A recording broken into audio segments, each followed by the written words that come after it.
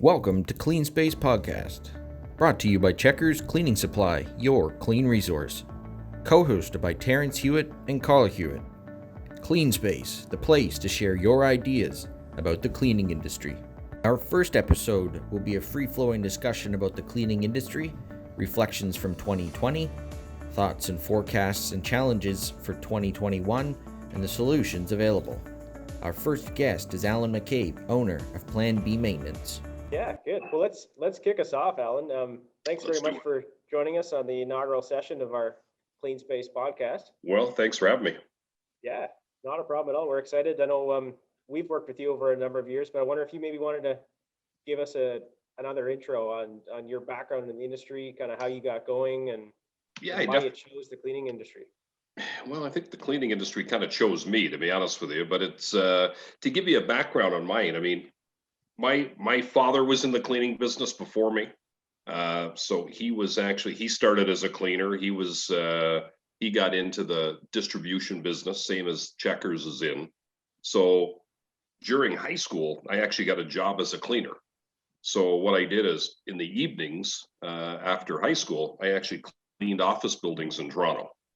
So I did that for about 2.5 years, and that kind of got me the taste of running floor machines and being in the cleaning business. After that, I got in full-time working in a warehouse, and again, it was my father's company who had a redistribution warehouse, and that got me used to the names you hear today of, like Rubbermaid and these type of products. So getting to know the janitorial side of the business, and then I spent, I think, probably 6 months cutting floor pads. So I actually cut them, boxed them, and put them through the oven, and so the floor pads would hit the marketplace. So were you doing then? It was my father actually had a company called Polar Bear, which is through Wheels Maintenance, and they actually they bought the parent rolls and actually cut the actual floor pads in different colors and put them through an oven. And then I cut them, put them through an oven and boxed them. So how'd you get them in a circle, Alan? Well, it's a large press that comes down, to be honest with you. So, and luckily I've still got my fingers because this press was coming down and I was like a kid working this warehouse. So that was kind of my full-time job for probably 6 months of running the press to do the floor pads. Obviously, I didn't want to do that for a living. So my goal was, after that point in time, was to get into sales. So my dad actually owned a distribution company, a company called Saxon, and that was across the street. So I think it was 19, I got in full time into the sales side of the janitorial. So that was I didn't have any car. So my whole goal back then was they gave you a sample case that had products in it, probably weighed about 40 pounds. And I took the subway every morning and went to downtown Toronto. Started on one side of the street, knocked on doors. So I figured it was probably 22 to 25 cold calls a day. That was my introduction to the sales side. That's awesome. Well, I guess you had some background knowledge of having to do the actual cleaning. You had rolled up your sleeves beforehand, then you could talk to it, right? So. Well, exactly, yeah. So you're familiar with cleaning. I mean, you're not reading it in a book. So it's true. I mean, you can talk to customers from your own experience. It's much easier to talk to people and say, here's what I used to do. And, obviously I used to run floor machines when I was a cleaner. And then the floor pads, well, I spent 6 months cutting them. So I knew the colors, I knew what they did. I knew how abrasive and aggressive they were. And yeah, it was actually a good fit. It actually worked really well in regards to, on-hand experience for sure. What is it about starting on the ground floor that gets you to where you are now? Because I mean, I haven't been in the industry as long as yourself, but I used to come in after school and mop floors and clean toilets and vacuum carpets here at the office for my dad. So yeah, and even before I got into cleaning in high school, I did the same thing as you, because my father owned a distribution warehouse, and I was probably 12 years old when I used to get, I would say to my dad, hey, it's spring break. All my friends are doing this and doing this. This is going to be a lot of fun. he said, you'll be coming with me every day, mopping and sweeping floors. So that's how you'll have fun. So my goal when I was 12 years old was probably to be in the warehouse and probably try and hide and do as less as possible. But you eventually figure out the plan, and you figure out the cleaning business is, I mean, it's a pretty decent business to be in. So it kind of, you know, you grow into it. And overall, I mean, again, starting from the bottom, you know, I think in any industry, whether it's cleaning or not, is really the way to go. I mean, it's not from a book, you know, nothing against a PhD or a master's degree, but in the cleaning business, it's not the most exciting business in the world. And a lot of times we don't get the younger people that want to get into it. So if you've got into it at a young age, it just becomes natural to you. So, and again, you know, and I think the aspect of learning from the ground up helped me for sure. Well, you had mentioned, you know, you didn't learn it from a book, and I was going to get there later on, but I think that's probably one of the biggest challenges we find in the cleaning industry, especially for people in the trenches or doing the actual cleaning, is there's not really a book or anywhere to go to learn some of these best practices and how to clean and how to do it. And now as COVID has taken us over, it's the importance on cleaning has risen. But if people don't have the education or the training or the experience, that has been a challenge. But well, and I think that's the key, and you hit a good point there. Is, you know, in regards to distribution and us in the industry, you know, we've got to be the experts in the cleaning industry. You know, and I think in the past, you know, cleaning is always looked upon as a, you know, as almost a cuttable expense. You know, anytime you're looking at budget wise from somebody who typically is never cleaned, they're going to look at cleaning and they don't see it as a value. They don't really understand it. They think it's emptying a wastebasket is about as far as cleaning gets. And it's a lot more sophisticated than that. As we know, we're in that business. And I think it's our jobs to bring that to the market. And I think, you know, we've got to train, you know, the people that are making those budget decisions, but we've also got to help the cleaners themselves understand that this is how it's properly done. I mean, in every other industry, whether it's electrician or a plumber, it's a trade, and you go to school for 4 years, and you know, all of a sudden it's recognized, and here's the value, and here's the dollar figure you demand on an hourly basis, and we don't question it. And cleaning, it's always how can we get this cheaper and cut corners and not do this. And you know, I think, you know, not that anybody wants a pandemic, but I think 2020 kind of opened everybody's eyes to that and made everybody focus a little bit more on the professionalism of cleaning. That it's, you know, again, it's not just a cost that brings no value. There's a lot of value to it, but it's our job to, you know, make sure we educate both sides. 100%. What do you think, Alan? Just back to your point there as to, you know, people who may be counting the beans or cutting the checks, you know, don't sort of think further on down the chain.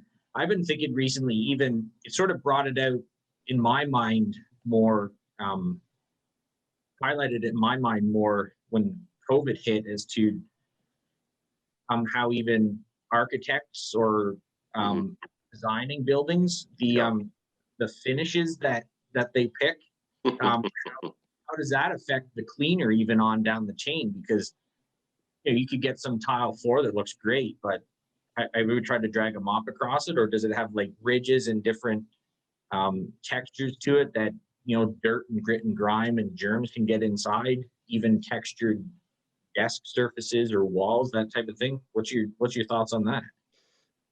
It's a great point, Terry, because it's something that I've thought years, long before, you know, 2020, that when they put out blueprints or they put out drawings for a new building, you know, they'll give it to an architect, and they've consulted on the plumbing, they've consulted on electrical, HVAC, the roofing. All the professionals that we would call them have been involved in that design and approval, you know, to make sure it's going to function the way they want it to. What's missing, I agree, is on the cleaning side. And I've always said the architect, their goal is to get past opening night. I mean, once you have your opening glass of champagne and you walk around the building, and again, not making fun of architects, but that's the way they've designed the building, and they look fantastic, but they're not cleanable. And it makes it difficult for somebody, that's taken over that building to go in and start to clean it. And it's a floor, like you said, that you drag a mop across and it doesn't flow the way it should. So I think, cleaning professionals have to be consulted in that. They've got to be sitting around that same table with the architect, with the HVAC, the plumbers, the electrical suppliers, everybody throwing in ideas. I mean, I've been into brand new office towers that never had a janitorial closet on any floor. I was gonna say that, maybe they could Yeah. also put a plug in for some storage. And I've walked in, and being a cleaner, I was a cleaner for 2 or 3 years during high school. There was a closet. It was an older building we cleaned, and there was a closet on every floor. I've gone into buildings now where you walk through, and everything from the 20th floor goes all the way down to the basement, and that's where they, get their new mops, get their spray bottles for glass cleaner. Everything is a 20-flight travel time, and it just, to me, doesn't make sense. But again, if somebody in the cleaning was sitting at that table when they're doing a design, they would have brought that to their attention.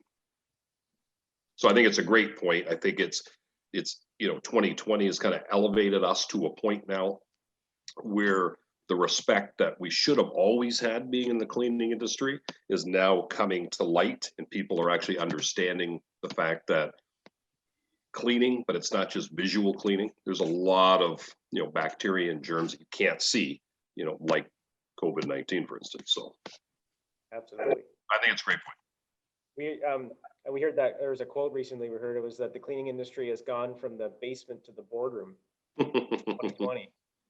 So You know what? I mean, there's nobody in the world that's not thinking about cleaning now. I mean, you reach for a doorknob and you're asking yourself, I wonder the last time that was disinfected. Where in 2019, did you ever think of that? You just grabbed the door and you walked in. I mean, elevator buttons, you think twice about it, and you think, don't touch your face. And it's true. It's made everybody aware that there's a need for education, and definitely for cleaning. And it's true. It's been elevated, I think, to a respect that a tradesperson would have, which it should have been like that years ago. It's never looked upon that way. do you have any ideas on how we can continue to keep that awareness up or raise it even more going forward? I mean, Well, so that 2020 doesn't become a fad and cleaning and disinfection doesn't go away again. Yeah, and I've thought of that too, because it's people have a short memory, and once the economy turns around and we all have the vaccine and everything's open again, you don't want to go down the same road. I mean, we don't want history to repeat, definitely. So I think and I've had the question now where people will look at electrostatic sprayers, for instance, and they're saying, well, I don't know if I really need one now, the vaccine's coming out. And I said, well, they have to be disinfected. You have to get the end user comfortable and confident to come back into your business. And, what's the proof of that? Is it just to say I hired a cleaning company? So I think it's almost kind of like a restaurant, when they put a green sign in your window, it's been, inspected and it meets the standard. I mean, they have COVID inspectors now making sure that people wear masks. I don't know what level of expertise on disinfecting they're looking for, but I think there almost has to be some type of certification to say this is the standard our building meets on the cleaning. And I think it's from our associations. It's the International Sanitary Supply Association, the ISSA. I mean, that's something that we can push and promote, and talk to government officials and MPs and say, this is really what we need. We need to elevate this so that there's a standard for it, so the public is confident that is clean. Us in the cleaning business would like that. It would be nice to walk into a building and they've got a recognized certification that we know they disinfect that location continuously. Absolutely. Yeah, we should all, on top of getting these certifications, we should get courses through universities or trade schools and things like that based around cleaning. I mean, there's better ways to do it. There's more effective ways to do it, whether it's products, whether it's tools, whether it's equipment and things like that. And if you're just looking for the bottom dollar, you're going to miss all that. So. Well, and I agree. And I mean, from a distribution standpoint, when you go to a customer, any new product you show them or any new system you introduce to them, they automatically think you're just trying to upsell. So they don't look at it as from a professional opinion that you're making recommendations that's going to be better for their business and their employees. The other thing too is, people talk about, people coming into an office building and coming into that workplace, but you forget about there's people that work in that workplace, and if this has taught us anything, 2020, when you look around an office building now and it's empty, because they don't want their employees to be there because they don't want them to get sick. So when this pandemic is over, you still don't want them to get sick. I mean, it doesn't have to be just COVID. It has to be knowledge that it's like, remember 2020 and your people all worked at home because you didn't want them, to not be feeling well and to pass on what they had. Well, 2021 and 2022 is the same. You still want to make sure that your workers are healthy and that if they're not healthy, they're not passing on what they have and making all your employees sick. What do you think that type of a certification would do to like employee morale and customer, like say in a retail or even a hospitality environment, customer satisfaction and security, and what do you think that would do for that? Well, I think, if you're a worker anywhere, I mean, you're going to, now that that they're doing it for you, but they're doing it for their customer base, you're going to feel like they're doing something for the benefit, and it's kind of, what they call almost like a hidden benefit. I mean, you can't necessarily see what they're doing, especially when we're disinfecting. You're not going to be able to see, the disinfectant. You can't see the bacteria on that surface, but the employee is going to know that they're coming in behind them and doing it. And they're not just going to question somebody in cleaning thinking they took their coffee money out of the styrofoam cup. I mean, they're going to see more of a value than that. So, and there should be more of a value, but I think it's the confidence for the employers and employees that want to work for that company. No difference than having a WSIB certification. I mean, there's so many other rules and regulations that businesses have to follow. And they do follow that. So this would be just another standard, almost like what they do on the safety side of the business. So I think employees would really appreciate the fact that something's being done for them. I think that's a good point, because how many times have you seen that, someone thinks they're training their employees just by reviewing the directions on the back of the bottle, right? I mean, yeah. There's more to it than just reading 3 sentences and wiping or mopping something. There's a lot more that goes into it. Well, yeah. I mean, and I agree, Terry. I mean, the old saying of somebody says, if you know 5 things and they know 3, you're an expert. And I think that's how a lot of training is done.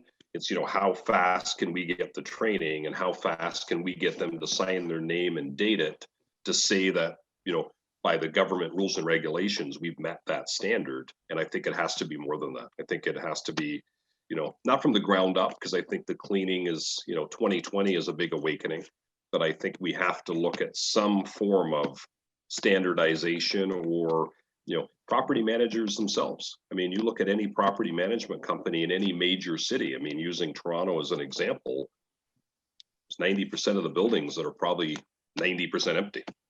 So these property managers, they've got to be able to say, how do we get the confidence for that worker and end user to come back to this building? Just to say, hey, you've been inoculated and, our building's open, come on back Monday at 8. I don't know if that's enough anymore, to be honest with you. I think people are going to look at it and say, okay, what have you done? Like, we know you cleaned it in 2020, but, is this something that's going to continue? And what's the process? What are you doing? Well, I think that's important, because we just, like, our kids went back to school yesterday. Yeah. Monday, and there was a note. I think it was on CBC. Even there was a article that when they went back in to inspect the schools to get them ready for opening day for Monday, in some of the classrooms, the sinks had actually like the wood around it had actually grown. There's some of them were moldy, and they had to seal off some of the sinks. And I mean, cleaning's a essential service that we're finally starting to acknowledge. It's been recognized in 2020 and obviously still today in 2021. And I agree. I mean, you go into a school, and again, not slamming any particular industry, but you go into a school and a lot of those peoples or people that work there, custodians are, what they call lifers. They've got a good job. They've only got a certain budget they can do. Education side, a lot is done by the product purchases done by tender. So they've taken out that form of training. For a school, one company will get a school board, and their goal, as long as they can ship to 90 locations and ship twice a week, they're going to get that business, which, I mean, that's half of it. They're now getting the cleaning supplies they need, but the expertise, the professionalism, and the other set of eyes to be able to go through and look at things, again, not to make fun of them, but to make recommendations and saying, we understand your school could be 40 or 50 years old, but here's an issue and here's how to fix it. And I think the issue and how to fix it has been missing out of our industry for a long time. It's been driven into a commodity. And I've always said too, when I look at the cleaning distributors, we're almost becoming, and hopefully not, but you're almost becoming like a UPS or a FedEx, where you just move boxes. And if the problem is, if we allow our industry only to be that value, that we can take toilet tissue from our warehouse and move it to your warehouse the next day, if that's the only value, it'll be the death to our industry down the road. So, I mean, we have to, and there's way more to it than that. But I think if we allow ourselves to fall into that, we have to go in and say, no, we're more like a cleaning consultant, than we are a cleaning supplier. We're going to come in, and there's a value for your time and a value for your energy, and they've got to be open to that, to allow, school as an example, to allow us to come through and walk through the school, and let's make sure that it's ready for students to come in. And I don't think the opposition is from the people that are doing the actual cleaning either. I think it's sometimes it's an opposition from people further up the ladder, and Yeah. That's where we need to be having our discussions. I agree. I mean, the people that do the custodians, the ones that do the cleaning, anytime I've ever dealt with any school, they're open to everything. But a lot of times halfway through a demo or a conversation, they're saying, well, the school will probably never buy that. So, again, whether it's negativity or whether it's reality, if they've been at that particular school or board for 30 years, they probably know a lot more than we would about that particular, their buying habit. So I agree. I think the custodians, if you go in, I mean, I've done training for people that were 63, 64 years old, and they were retiring at 65, and they were the ones asking most of the questions. They were like, this is fantastic. I wish I had this 30 years ago. And the younger ones, they just don't know because they haven't been taught that. So I agree. I think from the cleaning standpoint, there's no pushback from them. You're going to get into the layers of purchasing and management, and that's where we've got to kind of crack that and say, here's what we can bring value-wise to you. So I think, I know there has been a lot of emphasis put on the dollar and how to save money and things like that, but I think there's, instead of finding a cheaper product, there is also a more cost-effective way of doing things. And I think you've got some background with cleaning equipment, and there's always some cost savings that can be seen by using the right equipment, whether it's labor savings, whether it's injury savings and things like that. People get the repetitive strain injuries if they're using the correct equipment or the equipment correctly. Even just exactly how to use a floor machine. Some people, like, you go and you watch some people use it, and you cry for them. They haven't been trained on it. So, well, yeah, I mean, obviously, there's evolution. I mean, when we talk about a bucket and ringer, I'll talk about a bucket and ringer with people, and I said the only thing that's changed in 120 years with a bucket and ringer is that the ringer now is plastic instead of wood. Everything else, the whole technology is pretty much identical to the way it was 120 years ago. So you have to kind of change from that. So you have to, we introduced, different cleaning equipment. The cleaning equipment is to make your job easier, like you said, to take any risk of injury or reduce the risk of injury. to make it faster. So you can look at a labor standpoint, you can do more with less. And again, it's easier to operate. So it's, the introduction of new equipment for sure is there, but the training on existing equipment and, existing procedures has got to be there as well. So. 100%. And I think that's another thing that we could build into some of the things, the training that we're doing, is if not necessarily coming in to try and even train someone on how to use a new piece of equipment or something we're trying to sell. But if we're currently bringing them toilet paper and paper towel, and we see a auto scrubber that's sitting there that hasn't been used, yeah, we can bring their attention and say, hey, look, like, we haven't sold you that machine, but we could show you how to use it and how it can help you and reduce costs and save labor and things like that too. Well, and again, I think it comes into that more cleaning consulting. And that's really what we are. I mean, people go in and say, I sell cleaning products. Like, no, you do more than just sell cleaning products. I mean, we're promoting, cleaning on every aspect, whether it's cleaning, and that moves to disinfection. Again, I keep saying the consulting, but it's true. You've got a set of eyes that are trained for the cleaning side of the world. And you could go into a school, for example, where you have students, you have teachers. Well, they're not necessarily looking for anything that may be wrong on the cleaning side or not as clean or maybe worn or, that's not their job. I mean, they've got another function, and I get that. But it's our job if you can have people say, we're going to have you guys come in and we're going to have you look around and you give me your opinion. And you write a document down, and no difference than you have to have an HVAC inspection or electrical inspection. And I go back to the trades. Cleaning is the only thing that we never inspect. We just automatically assume that, we bought floor pads and garbage bags and auto scrubbers, so everything will be clean. And having the equipment and products and using the equipment are two different things. So I think there's always going to be more work, but I think it'll be easier, hopefully easier now moving forward when you talk about cleaning, that people will actually, give you a couple minutes and say, okay, let me hear what you have to say. Again, that's my opinion. I hope that's the way it's going to go. So.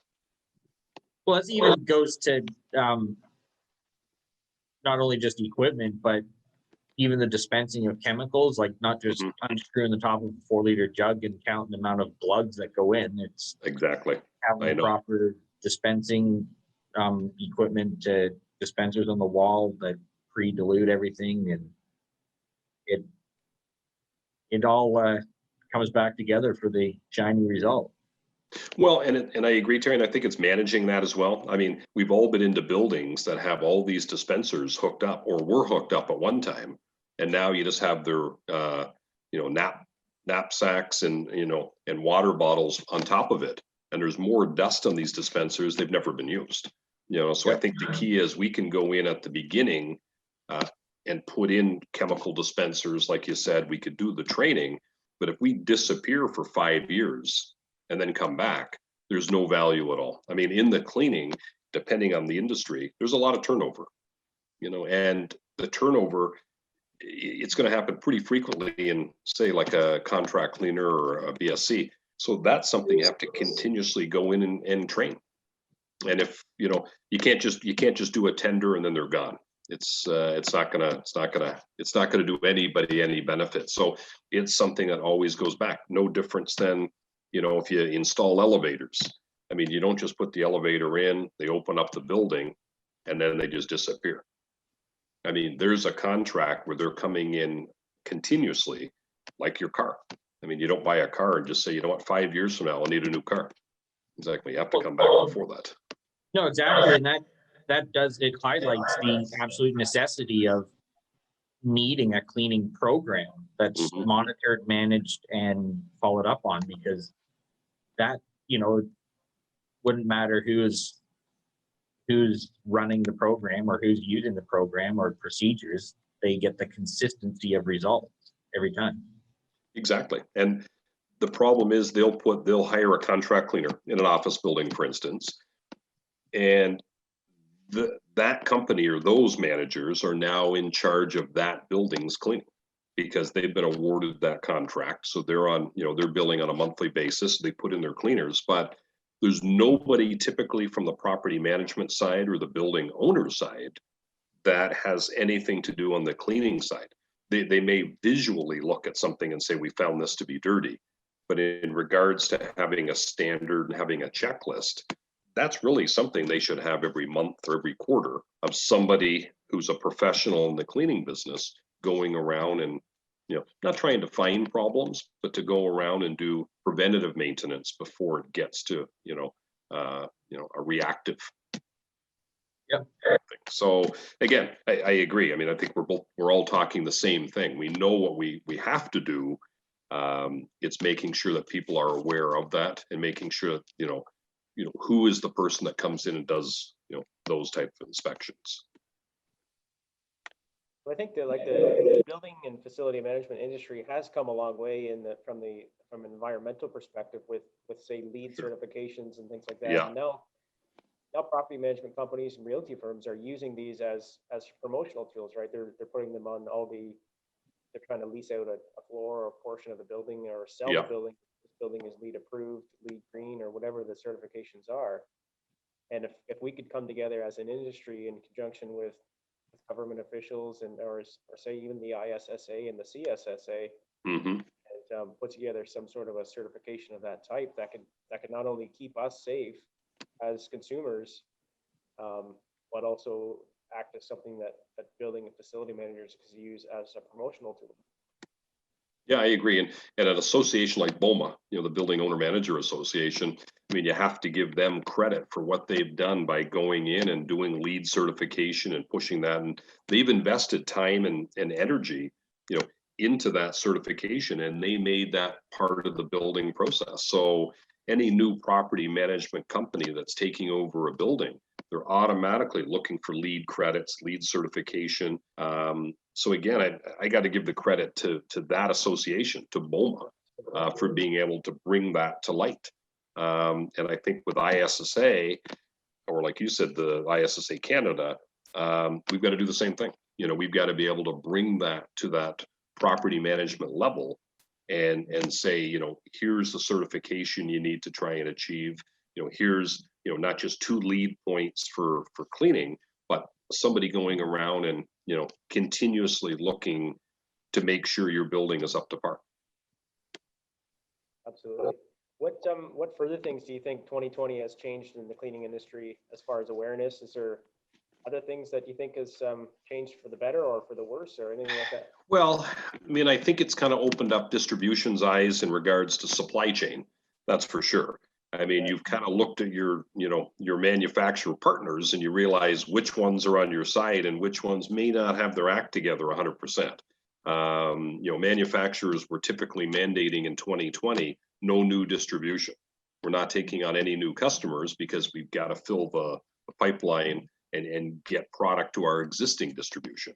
So if you didn't already have a pretty solid relationship with your manufacturer, you probably weren't getting product, especially on hand sanitizer and disinfectant. So I think that's been a bit of an eye opener for distributors, that who is kind of on their side. And I've always said too, if you want to know who is a good supplier, make sure you have a problem. And if you have a problem, you'll know who's a good supplier. During the good times, everybody's a great supplier. They can get product to you the next day because it's an easy flow. But if you have an issue like 2020 with a pandemic, what have your suppliers brought to you? How quickly were they getting product to you? Everybody was switching to an online format. I'm sure you had your employees working from home. Manufacturers had employees working from home. And how did they kind of bring that together and sync it? So I think that's kind of one thing that I see for sure that change was supply chain. 100%. Yeah, and Terry's laid it out, I think, in one of our other videos. But admittedly, even ourselves, we had challenges, and I'm sure we let some customers down. But it's been a learning lesson for all of us, really across the board. Well, it definitely is. I think it's a lesson for everybody. I mean, not just on the cleaning side, but specifically on the cleaning side, because like you said, it's elevated us. I mean, years ago, it used to be, in a healthcare setting, if cleaning and nursing, they were the 2 budgets that you cut. And I think now, it's funny, but both of those, have been elevated. If you're a cleaner or if you're a nurse, you've both been elevated up to everybody putting signs up and thanking the frontline workers. And they should have been thanked years ago, but sometimes it takes something like this to bring that to light. What's your thoughts on some of these companies that have, say, even started up out of COVID, selling additional supplies or adding a division, selling supplies and things like that? What do you think that's done or going to do to our industry, or if that's something that's short-lived? Yeah, I mean, I think it's probably going to be somewhat short-lived. I mean, if they're filling a void that we couldn't fill for them, then I understand that they're, bringing in additional PPE products. But, I think like anything else, it's, when you first bought your, large screen TV, they were $3,000. I mean, now you go to the store, they're $350. So I think when there's a need for everything, everything's going to flood the market. But, I think the end users probably in 2020 would have bought from anybody. But I've also heard horror stories about people buying from anybody where they're opening up a box that they received skids of gloves and they were jammed with rags inside there just to keep the weight of those boxes so they could ship that overseas to the distributor. So, I think it's like anything else. You still have to know your supplier. We wouldn't go online and pick any company that you've never heard of and just give them your credit card and say, yeah, I'm going to buy this $200 item and have them ship it to me. It's like, I'd like to kind of know who they are.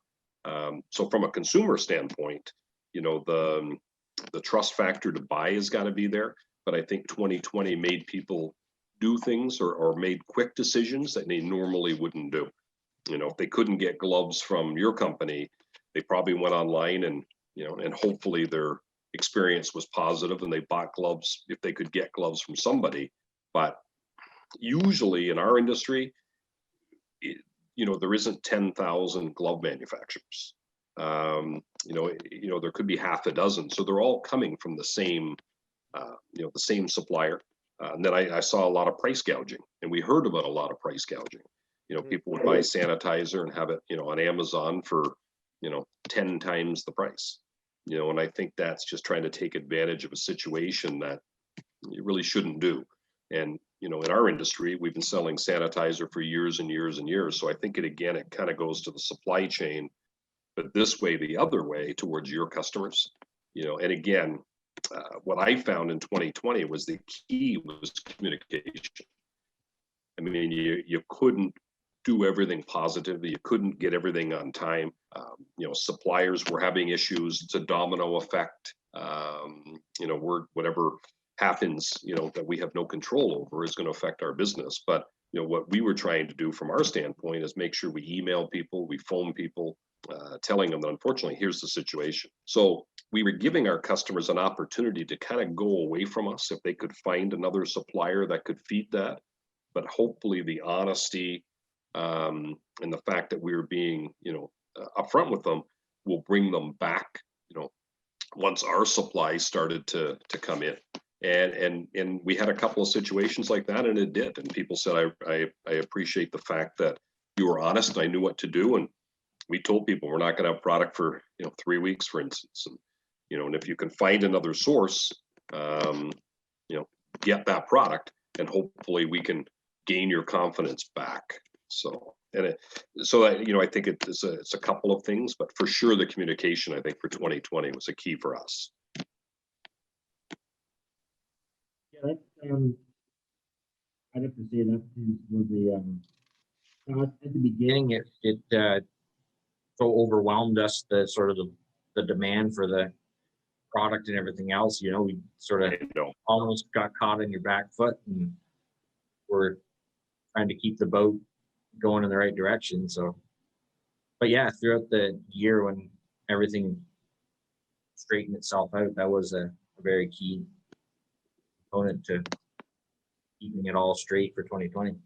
Yeah, I found ourselves, there was a lot of administrative work in 2020. I mean, obviously you're working from home, we're in lockdowns, you're not, typically visiting customers. So there was a lot of, phoning suppliers, emailing, finding out where product was, when it's coming in, how much of that open PO can we actually get. and then feeding that through to customer base. So I agree. It was, it was a learning curve for everybody, and again, you realize, okay, is this supplier really good? Are they doing the best they can? Are they meeting the needs? And it's probably a 50-50. I mean, we were lucky with most of our suppliers, but again, I've heard horror stories in the marketplace that some companies just really let distributors down. And I mean, there's companies I've heard now that still have back orders into June of this year from last year. So Yeah, Second that, Alan. I know. There's some vendors that were still got open POs from With the Q2 of last year. with the no cancellation clause. Yeah, exactly. Yeah, that's a good one. And 50% up front. Yeah, I was gonna say, I know. So, and I've heard those horror stories, and I think we know the names of these companies. We won't mention them today, but it's true. I mean, that we all learned. I mean, sure, they learned as well. But again, you fight through it. Again, being in the cleaning business was probably one of the best industries to be in through a pandemic. I mean, and then coming into 2020 or 2021, sorry. I think we're going to hit a new normal. I don't think we're ever going to go back to 2019. I think people are going to look at things differently. Again, we've already kind of talked about the cleaning side of it, but I think even when you get into our business, they're going to look at it and think, is that particular meeting necessary? I mean, the old school, and I was an old school rep as well. As you get up in the morning, you shower and shave, you're in the car, you're gone, and you're doing customer meetings, and then you're traveling here, and then you get home at 5 or 6 o'clock, and you think, I've had a full day, and then you hammer out emails till 8 o'clock. And I think we're going to reevaluate time and what is of value to that end user customer. Is it meeting face to face, or is it giving the products and programs that they need? And I think we've learned to adapt in 2020. I mean, I've had meetings where a customer says, hey, here's what I need, this product. Well, I went to UPS, I boxed it all up, I sent it to the customer. 2 days later or 3 days later, we're on a Zoom meeting and we're running through things and we're showing different products and going here, and you can see their kids running in the background, but I mean, that'll probably change later in 2021. But my point is that we learn to use the tools that were already there. And instead of just automatically thinking, I've got to jump in my car and I've got to drive here and through snow for an hour and a half because I've got to stand in front of that customer, where they're so busy, I can give you 5 minutes. And you're thinking, I just spent an hour and a half in a car. But again, I look at that as the new normal and think, I'm going to start to evaluate that and think, do I really need to do this? Is that, it's not, quantity. It's getting back to the old saying, it's more the quality. So what's the quality of the day? You bet. Yeah. Well, I think, like you say, 2020 has taught us that we're going to need to adapt. And I think we're all encouraged in the cleaning business on the awareness that's been raised. And I'm sure there's still work to do. There is a lot of work to do, but we've got a good platform to step off of and go forward. And we wanted to thank you very much, Alan, for pitching in. I think it's been a good conversation, Terry. And I think so too. I think there's have this conversation, and I think that awareness continues to build and some of these things that we talked about. I think so. And I think it even gets back to even like the value on the sales reps themselves. And I mean, dealing on my side now as a manufacturer rep, all I deal with is distribution. And not to get off topic, but I hear a lot of on the distributors, and the funny thing is they want to have all the information or any leads we give them, and they punch it into their the CRM, which again, I'm more of an old school rep. And I kind of look at a CRM as more like crushing a rep's motivation is kind of what it stands for, because I've always said that at the end of the month, you'll know if they do well or not. If they're asking a ton of questions and their sales are up, they're making calls. And I think that's got to be a focus, is that salesperson, again, going back to what we talked about before, is more of a cleaning consultant, and they've got to have that freedom to go out. And again, if you're, you wouldn't do it to a, a doctor or a nurse and say, write down everybody you talked to, everything you did, and, you walked from here to here and did this, and you just wouldn't do it. They're a professional, and that they're going to get their job done. Maybe not exactly the way the person beside them did it, but, I think there's got to be a little bit of freedom. And again, it's, we've got to, again, going back to what we talked about earlier, it's a profession, and it would be nice to get the young ones who looked at cleaning and thought, that's something I want to get into. Yeah. It's even more important, just as important to train the actual cleaners is to train our reps on I the know. product so that they can be, you might say, the conduit of information and training from the manufacturer right down to the end user. Well, no, I agree. And I think on the sales side, you have to have the product knowledge. You have to have the interest in the, the fact that you want to go out go out and sell. You've got to be motivated. It used to be the old saying of salespeople, well, I don't want them to be, working from home because all they're going to do is probably taking their kids to school and doing their banking. And it's like, there's, maybe some abuse it that way. But I think in a lot of cases, the salespeople, if they're motivated and educated, they'll go out and sell themselves. And then with the knowledge of the cleaning products, they'll get that business and they'll expand it. And again, I think if you try and make it a cookie cutter mentality for salespeople, you're going to have a tough time because we don't all sell the same. We all have different personalities. We're all good at different things. It really depends on how that kind of sinks in. Yeah, and I think that mindset change from being just a sales rep to a cleaning consultant, I think that's awesome. So.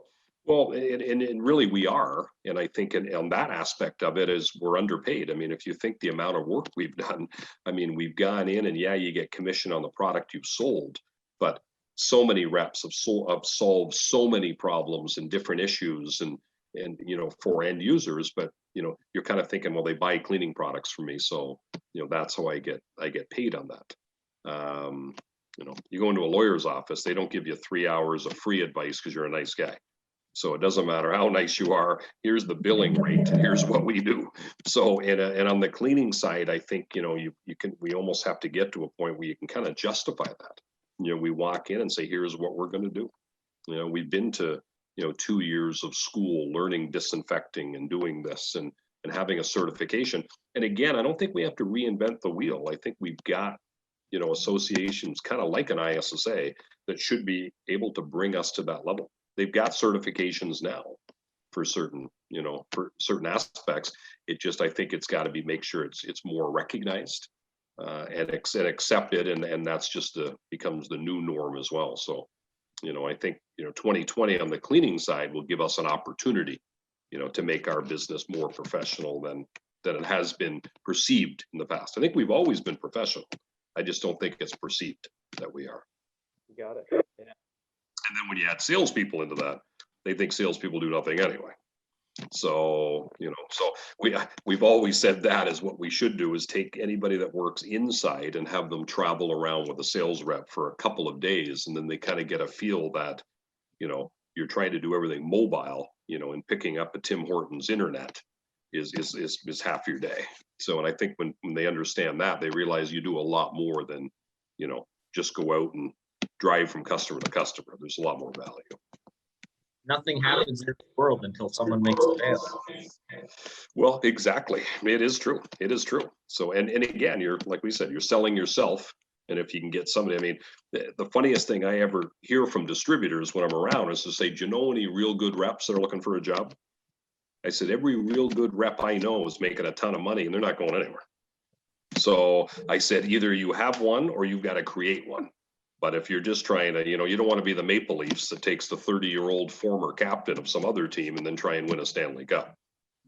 Not going to work. Try and train the 21-year-old kid. So, yeah, my Oilers are struggling right now too. So are they? I don't know. I'm not. Now they're 4-6, I think, or 5-6 this year. Well, how many teams do we have? They're only playing Canadian teams, aren't they? Yeah, but they're in 5th place out of the 8 teams. So technically, if it's 8 or 10 teams, yeah, I was going to say. So, This will be the Leafs, the Leafs year that they'll probably win the cup. It's like, man, he only played 8 teams. No wonder. It's like 1968 again. So I haven't watched too much hockey, so I haven't been I involved think in we'll that. take it anyways, Alan. If the Leafs win the cup in 2021, we'll take it. I know. It's just nice to be able to get fans back in that in the arena. So, but I think we will. I think we will. Good. Well, I think we covered a good range of topics today, and let's leave some stuff for next time, Alan. We'll definitely have you back on again. Thanks very much for taking the time to join us this afternoon on the Clean Space podcast. We're appreciative of what you brought, and I think the listeners will find a lot of value in it too. So Yeah. thank you very Well, much. I appreciate the opportunity, guys. Good. All right. All right. Thank you very much, Alan. All right. Thanks for Yeah. your time, guys. Thank you to our listeners for spending this time with us, and be sure to subscribe.